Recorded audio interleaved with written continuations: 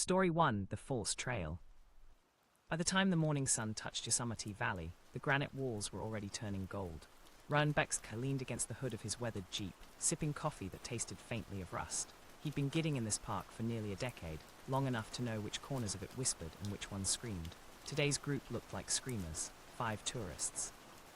A family of 4 parents in midlife sneakers and 2 kids with GoPros strapped to their chests, plus 1 freelance photographer from Portland who called himself Ash. All of them were smiling now, all energy and expectation. They wouldn't be smiling after the 3rd mile, Ryan thought. "All right, folks," he said, clapping his hands. "We're headed up the mist trail to the Half Dome Junction. 6 miles round trip, easy pace. Stay behind me, stay on the trail, no shortcuts. Sound good?" A chorus of nods. The mother, tall and careful, raised her phone. "We are ready," Ryan smiled for the picture out of habit. Somewhere deep in the woods, a woodpecker hammered a slow warning beat. The first hour passed in the rhythm Ryan loved best, boots crunching on packed dirt, wind through pine needles, the canyon's faraway rush of water. The family lagged behind, photographing every wildflower. Ash the photographer moved like smoke, darting ahead to shoot light slicing through the fog. At the second fork, Ryan stopped. He frowned. The trail marker that should have pointed right toward Vernal Falls had been rotated 45 degrees, now indicating left, toward a narrow game path that would dead-end at a cliff. He crouched. The wooden post had been freshly disturbed. The soil around it was loose, no moss. Someone had turned it deliberately. He straightened and called to Ash, who was crouched a few yards ahead, shooting a spider web strung with dew. "Don't go left," Ryan said. "That way's wrong." Ash looked up. "Sign says left." "I know, it's wrong." Ash laughed lightly. "You a conspiracy guy, Ryan?" Ryan ignored him. He grabbed the post, twisted it back to the correct direction. The metal bolt groaned but held. He brushed dirt from his hands and stared into the trees beyond. There was something about the path, the way it curved out of sight, the eerie perfection of its emptiness. It looked inviting, too inviting. They continued upward. The kids began to whine. The parents bribed them with granola bars. The air thinned, cooler, sharper. At a narrow crossing, Ryan spotted another anomaly, a strip of orange tape tied to a branch, fluttering faintly.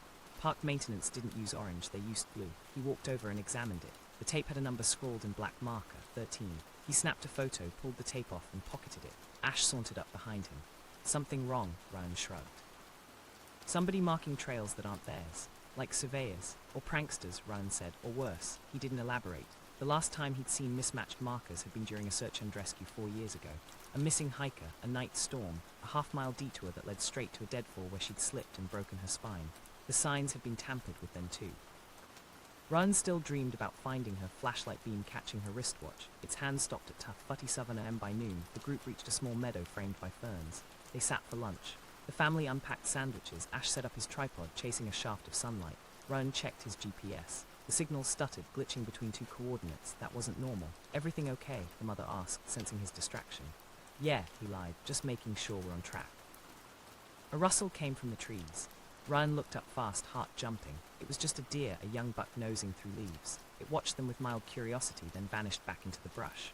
Ryan tried to shake off the feeling crawling under his skin. He'd been gidding long enough to recognize normal forest sounds, but this silence afterward wasn't normal. The birds had gone quiet. Even the waterfall's hum seemed muffled. He stood. "We'll move out in 5. Ash kept shooting. "Hey, Ryan, check this out." Ryan turned. The photographer was pointing his lens toward a ridge of boulders maybe 50 yards away. Sunlight danced across something metallic tucked among the rocks. Ryan squinted. "What is that?" Ash shrugged. "Looks like another marker." Ryan didn't wait. He juggered ahead, boots crunching. As he neared the rocks, he saw it clearly, a small canister, spray paint orange, lying on its side. The nozzle was crusted with residue. Beside it, a pattern of fresh footprints leading uphill. He crouched, touched the soil. Still damp, still new. Someone had been here today. He followed the prints for 10 paces before realizing they led directly toward a cliff edge, a blind drop overlooking a ravine. At the edge, someone had stacked stones into a tiny cairn. Red paint splattered the top rock like blood. Ryan exhaled slowly. "Who the hell are you?" he muttered. When he got back to the group, Ash was snapping pictures of Duke. The father's name was Duke, he remembered belatedly, and the kids were building their own mini cairn. Ryan raised a hand. "Okay, pack it up, we're heading down." The mother blinked. "Down, but we're barely halfway. Trail's not safe. Maintenance issue. We'll reschedule the half-dome run for next month." Ash frowned. "What kind of issue?" Ryan hesitated. If he said someone's out here marking false trails, it would sound paranoid. "Rockfall risk," he said instead. Ash rolled his eyes but didn't argue. The family started gathering wrappers, muttering about wasted tickets. As they descended, Ryan kept scanning the tree line. Twice he caught a glint of movement, maybe sunlight through leaves, maybe something else. The wind picked up, carrying a faint metallic smell. Near the fork where the first marker had been twisted, he stopped again. The post was turned back to the wrong direction. He'd fixed it 2 hours ago. Now it pointed left again. Ryan's blood ran cold. "Stay close," he ordered. The family obeyed immediately, sensing the change in his tone. He crouched, inspecting the soil. Fresh boot prints overlay his own. Deep heel marks. Whoever had done it had been right here while they were at the meadow. Ash raised his camera. "Want me to document it?" "Put that down," Ryan snapped. No noise. He listened. Somewhere ahead, a faint scrape, stone against stone. Then another sound. A single, sharp whistle, the kind hikers used to signal location. 3 short bursts, pause, then 2 more. The universal SOS. Ryan's instincts clashed. Help them versus protect your group. He turned to the family. "Stay here. Don't move, Ash. Keep them together. I'll check." Before anyone could protest, he juggered toward the sound. The whistle came again, drawing him deeper into the trees. He climbed over a fallen trunk. Slid down a loose slope of scree. The air smelled of moss and something acrid, paint fumes, faint but fresh. He rounded a bend and saw a clearing littered with debris, empty paint cans, coils of flagging tape, a portable camp stove still warm. A tarp hung between 2 trees, casting dappled shadows. Beneath it, a foldable chair and a notebook. Ryan approached cautiously, hand on his belt knife. The notebook lay open. On its pages, a hand-drawn map of Yosemite trails, overlaid with red XS and small handwritten notes.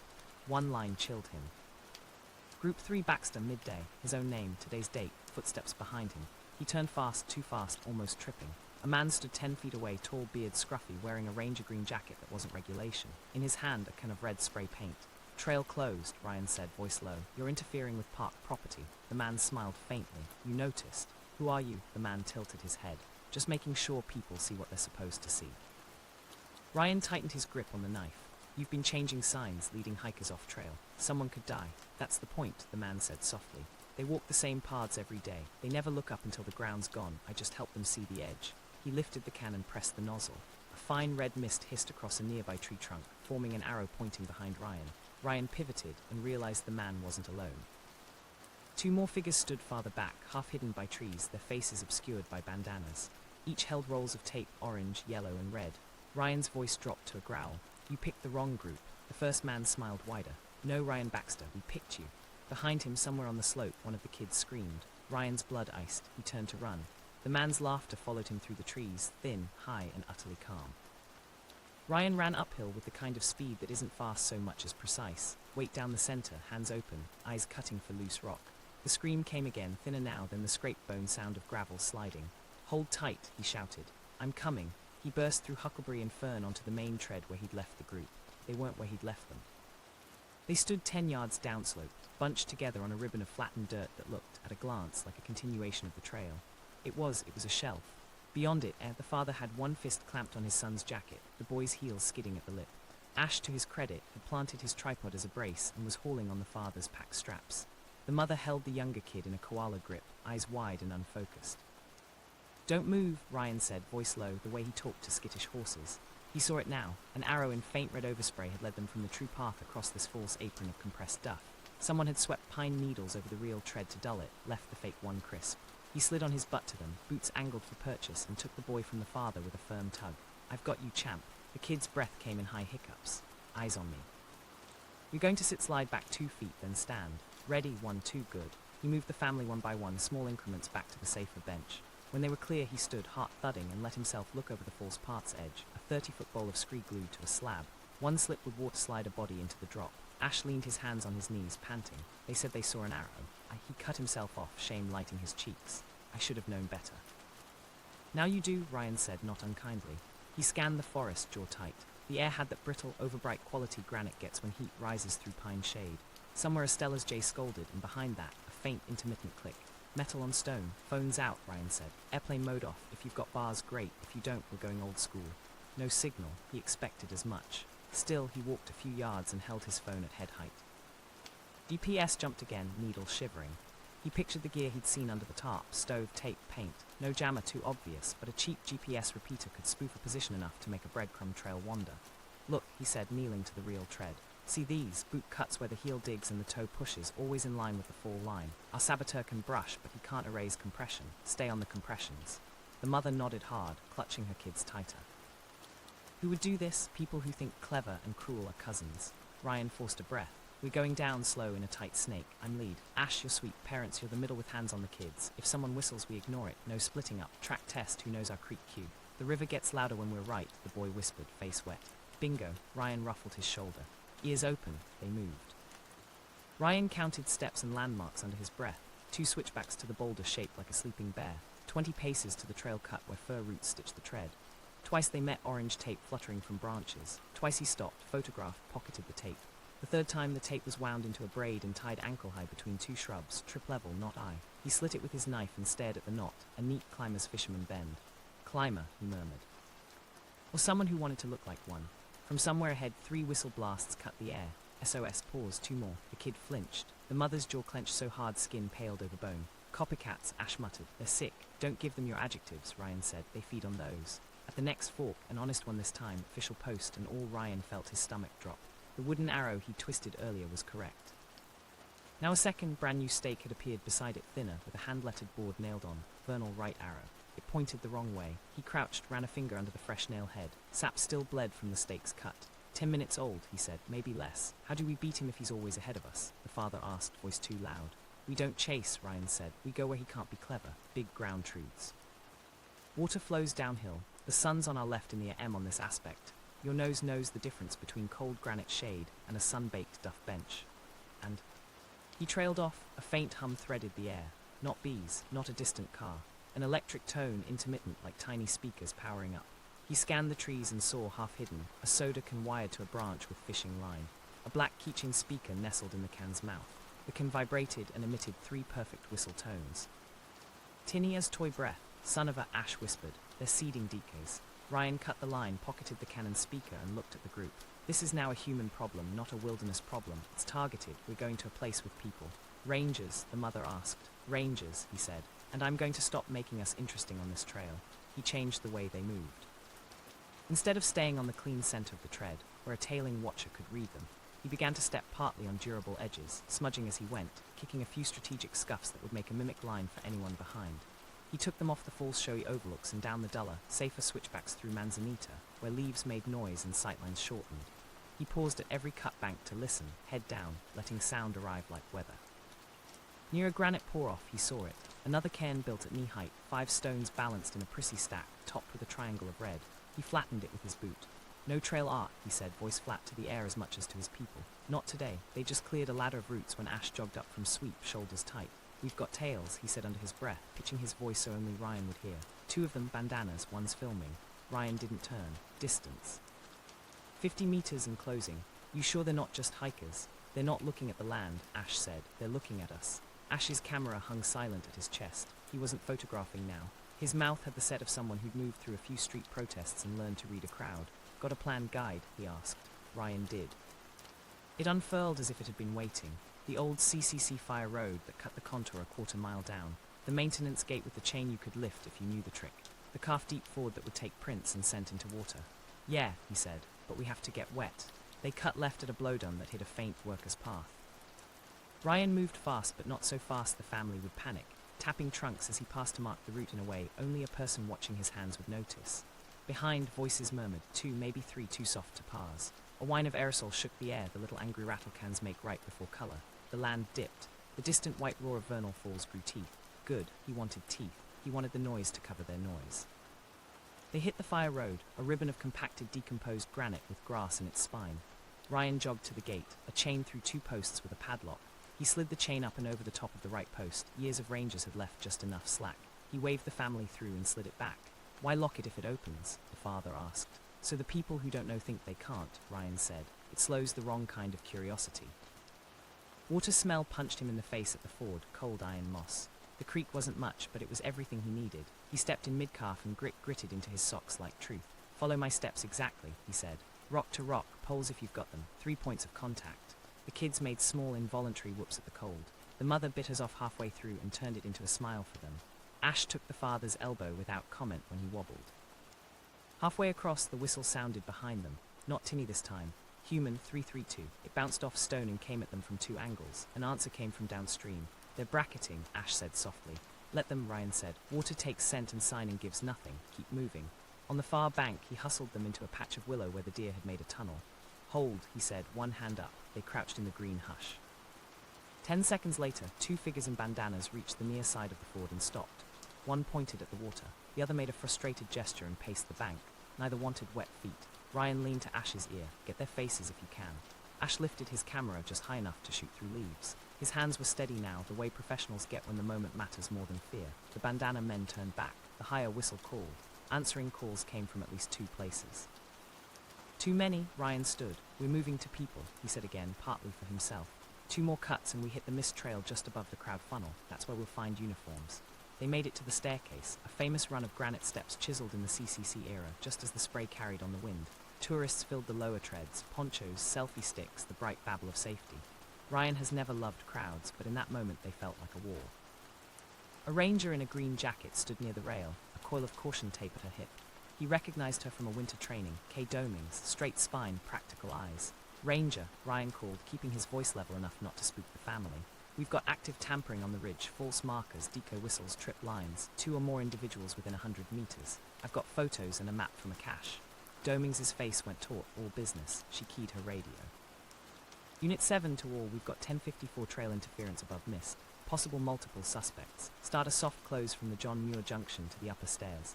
Copy, static, copy. Ash handed her his camera. Shots of 2 tails at the ford, time stamped. The mother's voice shook. They almost walked my son off a cliff. Domings' jaw set. We're going to take you down the crowded route. Another unit will sweep your back trail, sir. To Ryan, show me the cache spot on the map. Ryan unrolled his paper topo and stabbed a finger. Here, 20 minutes upslope if you make time, under tarp, notebook with my name on it.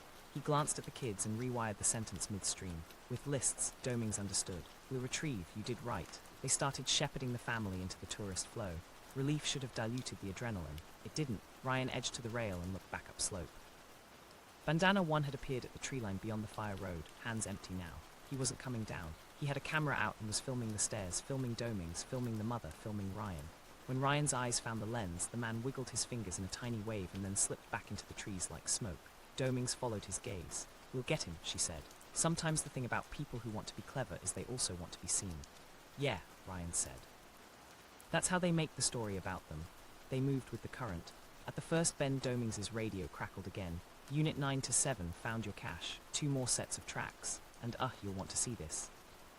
A pause. It's a laminated print of the park map with red XS, over half a dozen high traffic points, dates penciled, and 1 card with a name. Say again, Domings said. A card tucked under a rock, like a business card. Baxter printed on it in block letters. Ryan felt a cold he couldn't blame on spray. They want me looking, he said. They're writing to me. Domings turned to him. Do you know anyone who'd? No, he said, but they know me. The current of tourists separated them as a family posed mid-stair, blocking the flow. Domings stepped aside to clear the jam, and in that opening someone bumped Ryan hard from behind. Not enough to fall, just enough to make him catch the rail and spin. A man in a ball cap steadied him with a single flat-palmed press to the chest. Careful, the man said, voice cheerful, face forgettable on purpose. In that instant, Ryan registered 3 things. A smear of red aerosol on the man's cuticles, a bandana looped around his wrist like a sweat rag, and on his jacket pocket, a stitched patch with a cartoon mountain and the words "See the edge" in tidy white thread. Then the man was gone, absorbed by ponchos. Hey, Ryan barked. Domings' head snapped up, but the cap was just another cap now, a school of hats swimming. Down, Domings said, her voice suddenly very calm and very firm. Get your clients to the base. I'll call this in. Ryan nodded. He took the family the last quarter mile with the automatic patience of a man carrying crystal across a tile floor.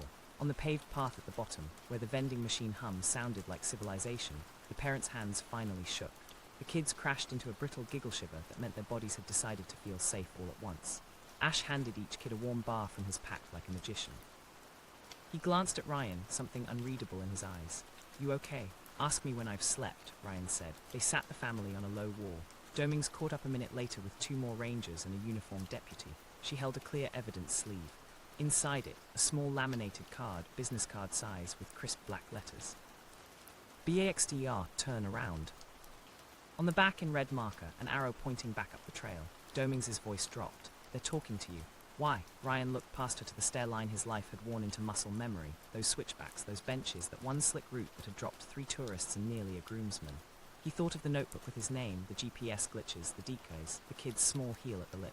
Because I keep turning people the other way, he said. And somebody really wants the edge to win.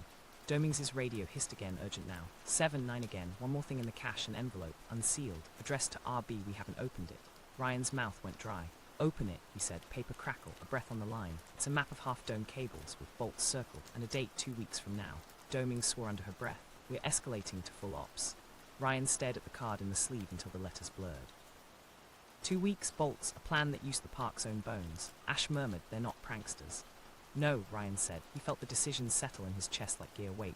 They're a crew. Beyond the tourist noise, beyond even the granite's breath, a single high whistle rose and died, far enough that it might have been a jay. Close enough that Ryan heard the human in it. He looked at Domings. I'll help you hunt them. She held his gaze for a long beat, measuring the cost. Then she nodded once. Good. Because they're hunting you too. 2 weeks later, Half Dome loomed against a sky the color of bruised steel. The morning light was harsh, no mist today, just clarity sharp enough to cut. Ryan Baxter stood at the base of the subdome, wind tugging his range-issued cap, radio clipped to his vest. He wasn't leading a tourist group this time. He was bait. Around him, 5 law enforcement officers disguised as hikers checked gear. Helmets, cables, cameras disguised as hydration flasks.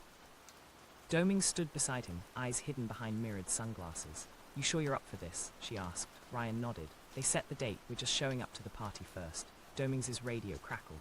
Unit 12 in position at the cables. Repeat, cables secured. Half-Dome's steel guide cables gleamed faintly above them, rising through granite like twin scars. Somewhere near those cables, someone had marked bolts for tampering. The saboteurs wanted to cause a collapse, hundreds of tourists falling in a single moment. They called it, according to the notes found in the cache, the Great Unmaking. Ryan adjusted his pack. Inside was a small body cam and a tracker keyed to the bolt's coordinates. The plan was simple. He'd climb halfway, inspect the cables, and act like another day guide prepping a future route. If the saboteurs were watching, as they had promised, they'd come to finish their work. By 9:10 a.m., the sun burned white above the rim. The first wave of decoy hikers, 2 agents pretending to be tourists, started up the subdome. Ryan followed at a measured pace, keeping his breathing even. He passed the marker where months ago a storm had cracked the rock. It felt symbolic, the mountain scarred but standing. Halfway up he saw it, red paint smeared on a bolt head, faint, half scrubbed away. The same shade as before. He crouched, snapped a photo for the hidden camera. Static hissed in his ear. Copy that, Baxter. We see you on drone feed. 2 unidentifieds approaching from North Spur. His heartbeat doubled. He turned casually, eyes scanning. 2 men climbed from the tree line, dressed like day hikers, bandanas, trekking poles, mirrored shades. Same posture, same methodical calm. Domings' voice. Units moving in, don't spook them. Ryan straightened, keeping his voice low. If they're going to tamper, they'll do it higher up. They want the drama. He continued climbing. Granite grated under his boots. The steel cable hummed faintly in the wind. Below, the 2 men paused, pretending to rest, then started following. At the halfway platform, Ryan reached another bolt. This one was loose. He turned it slightly and found, tucked underneath, a folded piece of paper sealed in wax. He unfolded it. 1 line, written in tidy block letters. The crowd blinds the guide. He froze. The radio hissed again. They're moving fast, Baxter, 5 meters behind. He turned. The men were closer now. One smiled as if greeting an old friend. Ryan Baxter, the taller one, called. You found it. Found what? The trail that ends the same way they all do. The man lifted a small device, a remote trigger. Ryan lunged forward. Drop it. The shorter one raised both hands. We're just here to document. Don't you want your story told? That word, story, hit him wrong. Remembered the notebook in the woods, his name under Group 3, Baxter. You've been watching me, he said. Guides lead the blind, the taller man said. We only make sure the blind have somewhere to go. Domings' voice sharp in his ear. Baxter stepped left, teams inbound from both flanks. Before he could move, the taller man pressed the remote. A sharp pop cracked through the granite, small, not explosive, but close. Dust plumed below the cables where one of the lower bolts had been weakened. Not a detonation, just a signal. From below, chaos bloomed. Tourists screamed as rangers shouted orders. A drone zipped overhead. The saboteur's grin widened. Ryan charged. He hit the taller man at the waist, driving him against the granite. The remote skittered away, bouncing into a crevice. The man clawed at his shoulders, laughing even as he hit the ground. Too late, he wheezed. You'll never find the rest. Domings' voice. We've got eyes on you. Hold position. Second man bolted downslope, but the drone tracked him. 2 agents intercepted near the switchback, pinning him with practiced efficiency. Ryan hauled the taller man upright. Who, we? He hissed. Who's funding this? The man smiled through split lips. We don't need funding, we just redraw the maps. Domings reached them minutes later, flanked by 2 officers. Get him cuffed, she ordered, and get a bomb tech on those bolts. Ryan stood back, heart pounding. It's not bombs, he said. It's symbolism. They want the fall, not the blast. Domings looked at him. Then we've stopped it. But Ryan shook his head slowly. No, there's something else, he said. The crowd blinds the guide. That evening in the ranger office at Curry Village, the captured saboteur sat cuffed to a table. He hadn't stopped smiling since the arrest. Marquez from the FBI had joined them, arms crossed. On the table lay a folder of photos. The notebook, the arrows, the business card that read BAXTR, turn around. Marquez nodded at Ryan. They built this around you. You were their story, Ryan frowned. Why me? You ruined their test run, Marquez said. Cad's Cove, Grand Canyon, different states, same pattern. Each time someone interfered, you led your groups home. You became a name in their chat boards. They decided to make you the finale. Domings added quietly, Half Dome was never about tourists. It was about humiliating the man who keeps people safe. The saboteur chuckled. Everyone follows someone, even heroes. Marquez leaned forward.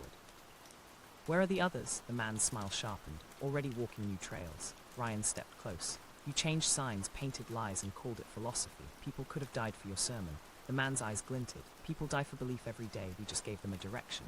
Doming slammed her hand on the table. You're done giving directions. The man flinched, then turned his gaze on Ryan. Are you? Ryan met his stare. Yeah, I am. 2 days later, the park reopened the trail. The cables were secured. The saboteur network was dismantled in coordinated raids. Marquez's team seized servers filled with maps, notes, and coordinates across 5 national parks, each marked with names of hikers and guides. The media called them the False Trail Collective. Ryan didn't give interviews. He spent the following week alone in the high meadows above Tuolumne, walking without talking, tracing old ranger routes he knew by heart. He needed silence to clean his head. On his last evening, as the sun set over Cathedral Peak, he stopped beside a wooden post, one of the oldest trail markers in the park, carved by hand decades before GPS or paint. Its arrow pointed straight, scarred by time but unbroken. He brushed a thumb over the grain and smiled. Still pointing the right way, he whispered. Then he heard it, a faint metallic click. He turned. Nothing, just wind in the grass. But on the back of the signpost, half hidden by shadow, someone had scratched new words with a knife. See the edge? Below it, a small arrow curved back toward the valley. Ryan's pulse quickened. He pulled his radio from his belt. Domings, this is Baxter. You'd better send a team to Cathedral. We're not done. The radio crackled, her voice calm but sharp. Copy that. You found something. He stared at the carving, the fresh wood dust still clinging to the letters. Yeah, he said quietly. A reminder that the trail never ends, only changes hands. Behind him, far down in the trees, a whistle blew soft, mocking, distant, 5 notes. Ryan tightened his pack straps and started down the slope, following the true trail this time, not the one someone wanted him to take. Story 4, The Buried Secret. The Appalachian Trail wakes early. Even before the light, the trees whisper, the dew collects, and the soil breathes out its slow steam. Lucas Grant loves that smell, wet earth and pine needles, rot and renewal braided together. He calls it the heartbeat of the mountains. He's 40, solidly built from years of hauling lumber and clearing trails, a volunteer now instead of a contractor. The rangers say he's one of the best, careful, steady, never cuts corners. He's proud of that. This morning his crew is small, just him, Eli and Kate, the ranger assigned to their section near the North Carolina border. Kate's 35, sharp-eyed, the kind of woman who reads crime novels on lunch breaks but never talks about them. Eli's new mid-20s, lean and quick with jokes that don't always land. Their job, repair a washed-out stretch of trail near mile marker 136. Supposed to rain again tomorrow, Kate says, tightening the straps on her pack. Rail's a living thing, Lucas replies, always changing its mind.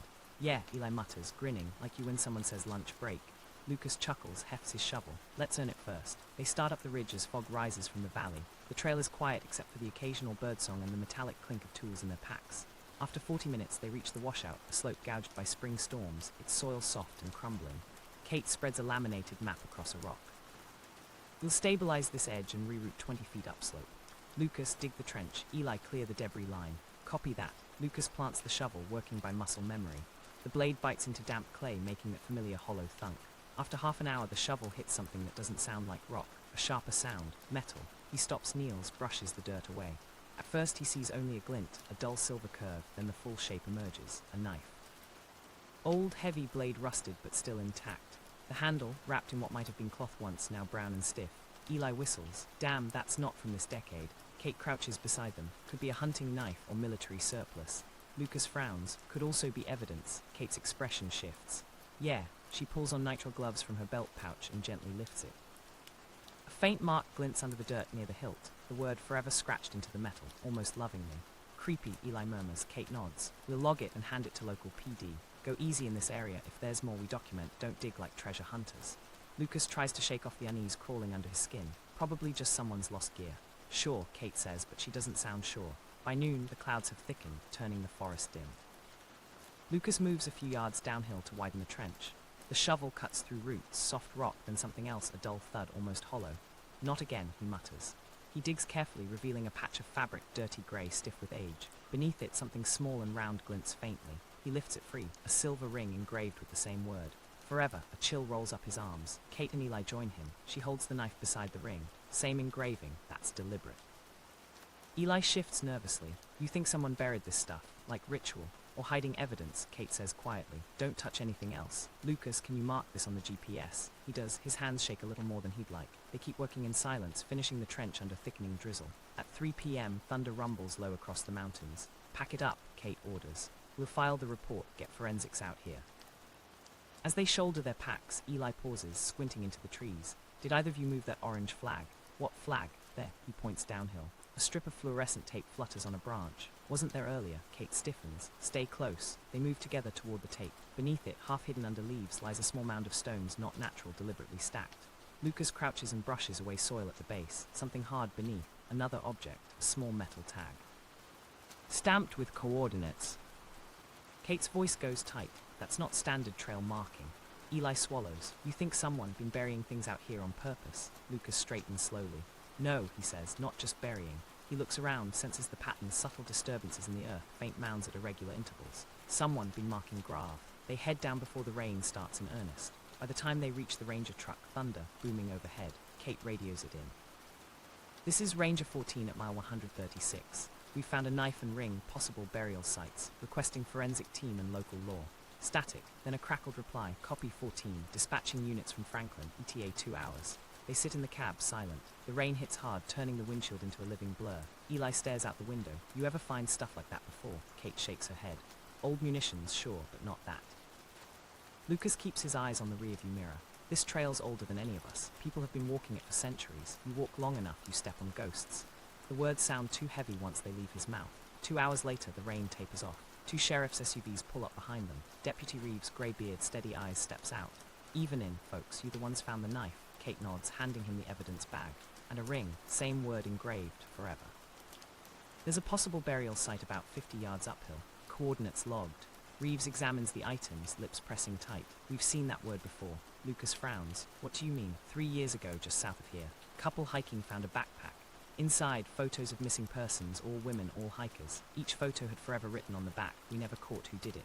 Eli goes pale. So whoever buried this might have been active longer than we thought, Reeves finishes. He glances toward the ridge, rain still dripping from the leaves. We'll send a dig team tomorrow at first light. You folks should head home, get some rest. Kate nods, but Lucas doesn't move. He's staring up the slope, past the trees that now seem to lean inward like eavesdroppers. Something about the way the mounds lined up, not random, not careless, bothered him. It wasn't a dumping ground. It was a pattern, a message. That night, Lucas can't sleep. The storm has passed, but his mind keeps replaying the sound of the shovel striking metal. Thunk like knocking on a coffin. He gets up, pulls on his boots, and steps outside the cabin. The forest is silent except for the drip of water from branches. He tells himself he's just checking the equipment, that's all, but his feet lead him back toward the ridge. He reaches the worksite around midnight. The moon slides through torn clouds, silvering the mud. The trench gleams faintly where rain has washed it clean. The orange tape flutters, wet and pale. He stands there for a long moment, listening. The air smells metallic. Then a crunch, footsteps. Lucas spins, flashlight slicing through trees. Kate, he calls. That you? No answer. The beam catches movement, a figure slipping between trunks, pale jacket moving quick. Hey, Lucas shouts, running forward. The figure vanishes behind the ridge. When he reaches the spot, the ground is empty, except for a single object lying on the fresh dirt.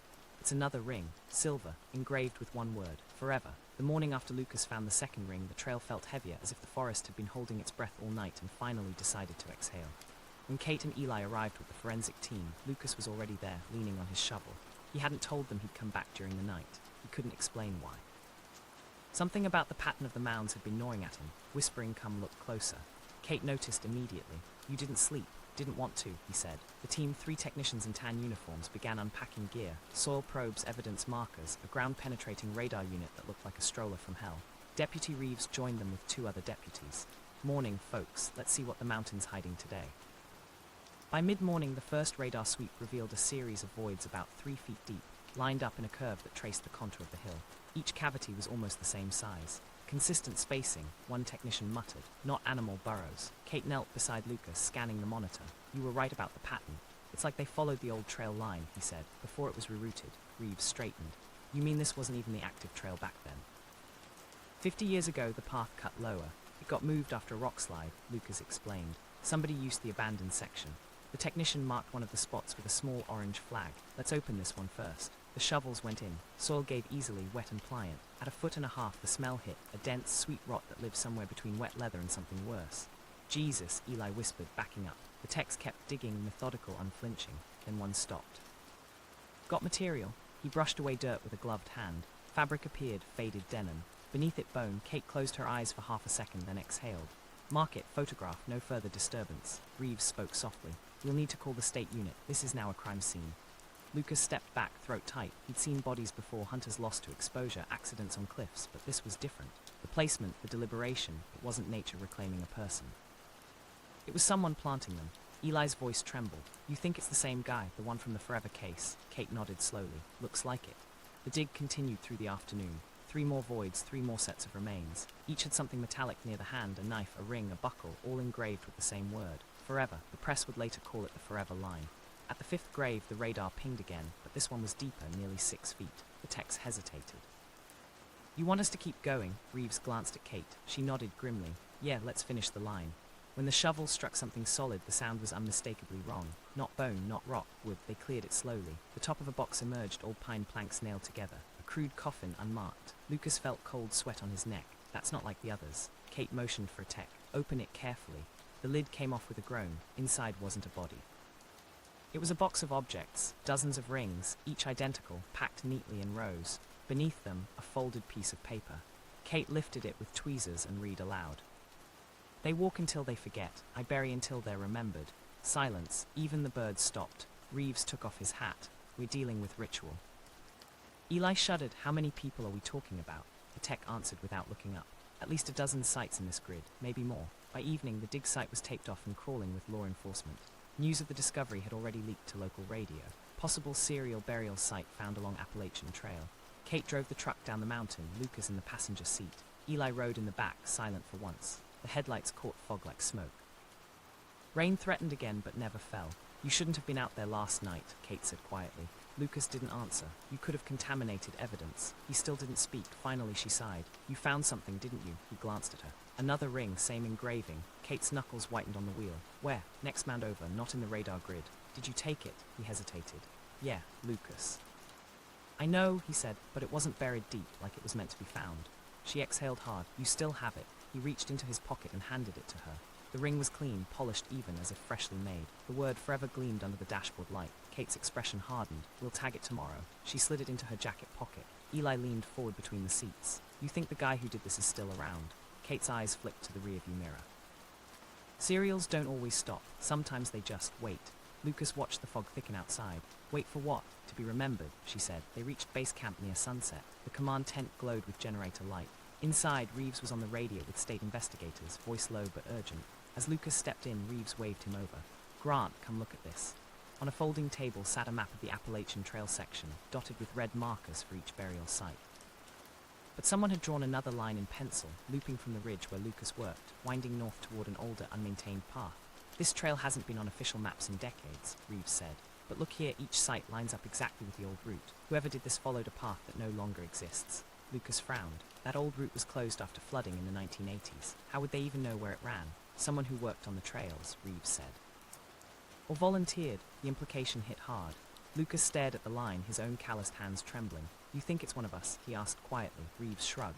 Someone with access, knowledge of maintenance schedules, soil shifts, reroutes. Kate entered then, overhearing.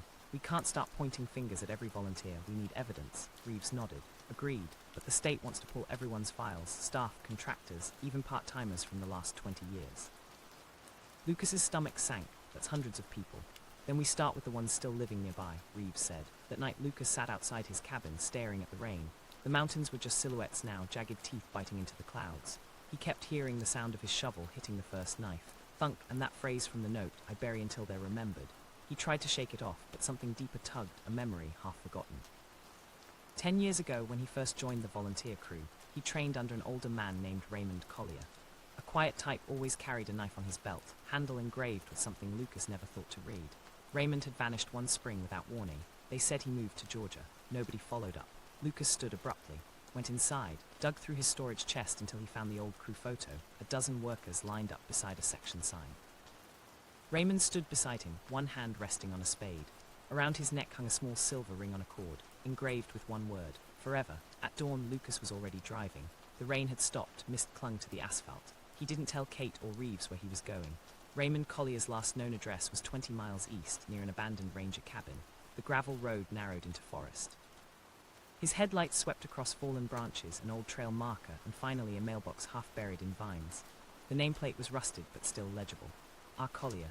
Lucas parked, grabbed his flashlight, and stepped out. The cabin was small, its roof sagging, windows boarded, but the door stood ajar. He pushed it open. The air inside was stale, thick with the smell of mold and rust. Tools hung neatly on the wall, hammers, saws, and a dozen shovels, each labeled with a piece of tape. In the center of the room, on a wooden table, lay a map. Lucas froze. It was the Appalachian Trail, his section. Red XS marked every burial site they'd found, and one more unmarked on any official chart, circled in red ink. Next to it, written in careful handwriting. Last one for the one who remembered. Lucas stared at the circle. It was his cabin. The morning light cut through fog like a blade. Lucas stood at his cabin window, staring out toward the trail that twisted through the trees. The coffee in his hand had gone cold. He couldn't look away from the woods. Somewhere out there, someone had drawn a red circle with his name on it. He told himself it didn't mean anything. Could be old notes, he thought. Could be a coincidence. But deep down, he knew Raymond Collier had always been meticulous. Every line on that map meant something.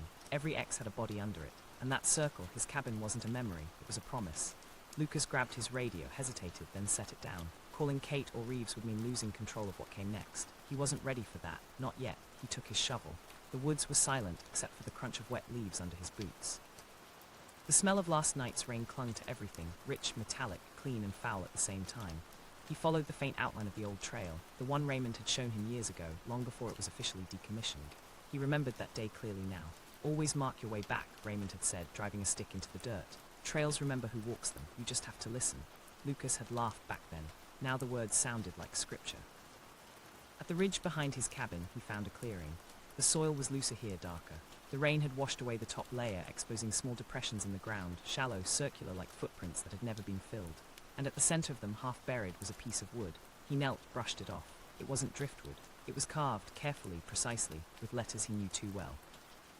Forever, he exhaled slowly. The letters were clean, fresh. The carving was new. A branch snapped behind him. Lucas turned fast, shovel raised. A man stood 10 yards away, shoulders stooped. Hair silver now but unmistakable. Raymond Collier. For a heartbeat, Lucas couldn't move. The older man looked like he'd stepped out of a ghost story, face lined, clothes torn at the cuffs, eyes far too clear. Raymond, Lucas whispered. They said you left. I did, Raymond said. His voice was calm, almost tender. Just not far. Lucas's heart hammered. You did this, didn't you? The grav, the rings, all of it. Raymond tilted his head. You talk like they were crimes. They were, Lucas said. Those were people. I gave them rest. His tone never wavered. They walked these hills and never found their way out. Nobody came for them. So I did. I remembered them. I made sure they wouldn't vanish. Lucas felt the cold crawl up his spine. You killed them. Raymond smiled faintly. Not all. Some were already lost. Some wanted to be. I just kept them where they belonged. Lucas's grip tightened on the shovel. And the rings, promises, Raymond said softly. Every one of them, forever. That's what they wanted, to stay part of the trail. That's not remembering, Lucas said. That's desecration. Raymond's eyes hardened. You don't understand yet, boy. The trail forgets faster than any graveyard. Wind erases, roots swallow, time hides. Somebody has to keep count. That's what I've been doing. By burying strangers, Raymond stepped closer. Not strangers, friends. Every hiker who trusted me, everyone who told me their story, I gave them a place among the others. A line that never ends. Lucas backed away. That's why you circled my cabin, isn't it? I found you out, so I'm next. Raymond chuckled. You were always smart, but no, Lucas, you're not a burial, you're the air. What? Raymond's expression softened almost fatherly. I'm old, I can't keep digging. The mountain needs a caretaker, and you've already heard it calling, haven't you? That sound when your shovel hits the earth, that heartbeat under your feet, Lucas shook his head. You're sick. No, Raymond said. I'm devoted. He reached into his coat and pulled something small and silver from his pocket, a ring. He tossed it to Lucas, who caught it out of reflex. Engraved in the band, clean and new, were the words. For the one who remembered, Lucas dropped it like it burned. You stay the hell away from me. Raymond smiled sadly. You can walk away, but you'll come back. The trail always brings us home. He turned and began walking into the fog, his outline fading between the trees. Lucas started to chase, but stopped when he noticed something. Dozens of small stones stacked along the path where Raymond had gone. Each one was freshly placed, leading away, vanishing into mist. He didn't follow. Not yet. He went back to his cabin, slammed the door, locked it. The radio on the table buzzed with static. Finally, a voice cut through. Grant, this is Ranger Kate. Where the hell are you? We've got new intel. Reeves pulled an old fingerprint from one of the knives your mentor, Raymond Collier. Repeat, Collier's alive. Lucas swallowed hard. Yeah, he said hoarsely. I just talked to him. Stay put, Kate ordered. We're on our way. But the line crackled again, then died. By nightfall, fog swallowed everything. The world outside his window glowed grey and shapeless. Lucas sat at his table, the ring lying between his hands. He should have left, driven down the mountain, met Kate halfway, but something in him couldn't move. He kept hearing Raymond's voice. The trail forgets faster than any graveyard. Outside, wind hissed through the trees. Then soft, rhythmic, he heard it, the scrape of a shovel, once, twice. He stood, heart hammering. Raymond, no answer. He grabbed his flashlight, stepped outside.